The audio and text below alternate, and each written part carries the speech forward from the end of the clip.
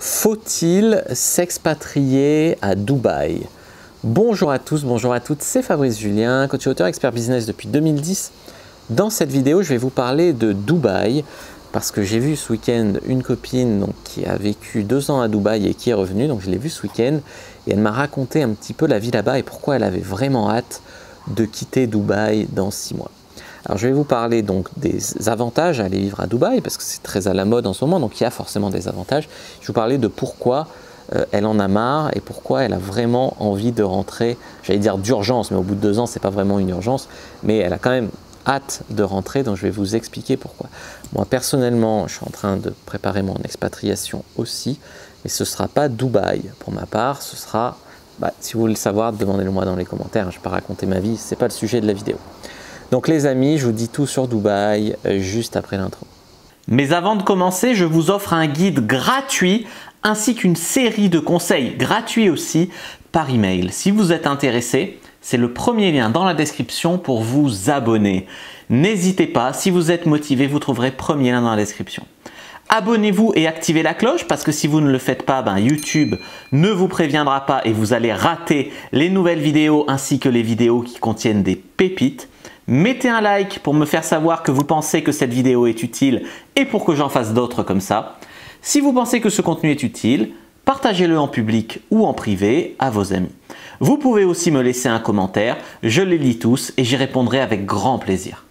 Donc quels sont les avantages à aller vivre à Dubaï? Dubaï, c'est un endroit qui cultive vraiment l'entrepreneuriat. Donc c'est très à la mode, c'est pas comme en France, on te dirait t'es entrepreneur, tu gagnes des sous, c'est mal. Là-bas au contraire, il y a un culte, un petit peu de l'argent, de l'entrepreneuriat, d'investir, etc.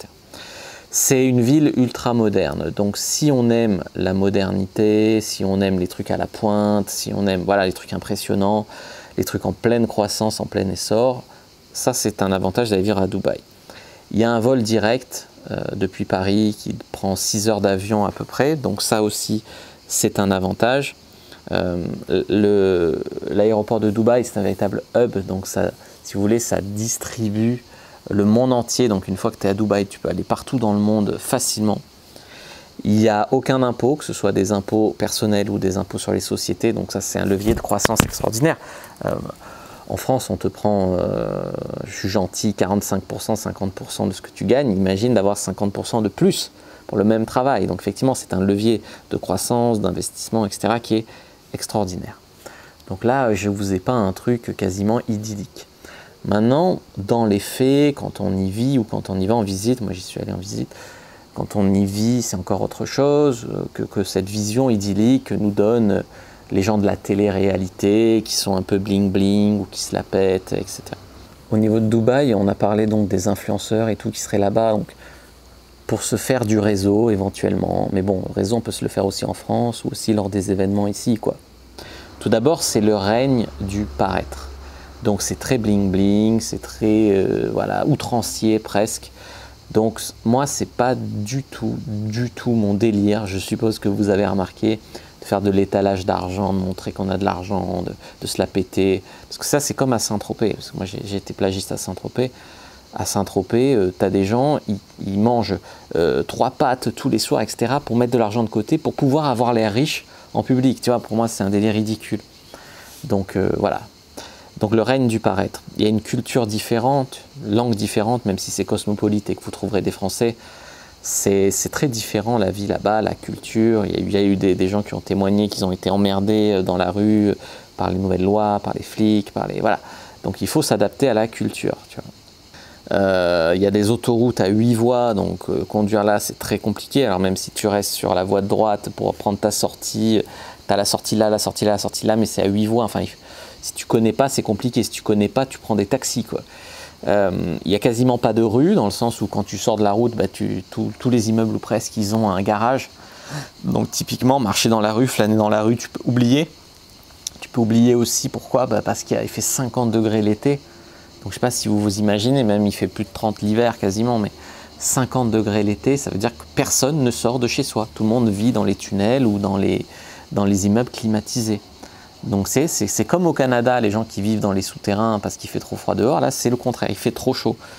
Alors, ils en sont à refroidir les piscines. Moi, j'ai ma piscine, j'attends qu'elle soit à 27, 28 pour, tu vois. Eux, non. Eux, ils refroidissent leur piscine. C'est un autre délire, tu vois. Donc, c'est compliqué quand même de ne pas sortir. Moi, je ne pourrais pas. Qu'est-ce qu'ils font? Ils ont une station de ski artificielle. À Dubaï, ils sont tellement dans le 1, ils veulent skier, qu'est-ce qu'ils font? Ils font une station de ski artificielle. Alors on me dit, ouais, Amazon, quand ça te livre, ça pollue, oh là là. Je ne sais pas si vous imaginez le taux de pollution d'une ville comme Dubaï, quoi. C'est un délire. Ils font pleuvoir avec des ultrasons, comme ça pleut pas assez. Tu sais, c'est une ville qui est construite un peu sur la mer, donc en métallique, etc. Donc pour la faune et la flore aquatique, c'est compliqué. Et en plus, ils ont décidé de faire pleuvoir artificiellement sur leur ville avec des ultrasons. Je ne sais pas si vous voyez le potentiel de ça, c'est des armes climatiques quasiment. Là, ils l'utilisent pour faire pleuvoir, mais c'est un délire, quoi. C'est un délire. Donc c'est ostentatoire, c'est bling bling, c'est les stars de la télé-réalité avec le QI qui va avec souvent.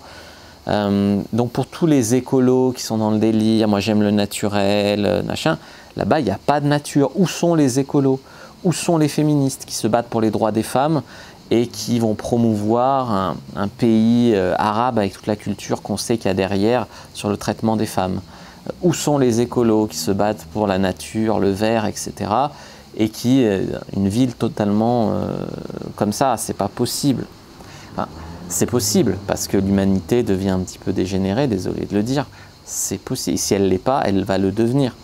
Alors, il y a des avantages, il y a des inconvénients. Moi, vous avez compris ma position, vous avez compris pourquoi je vais ailleurs. Maintenant, bon, je peux aussi respecter le choix des gens qui vont vivre à Dubaï ou des gens que ça fait rêver.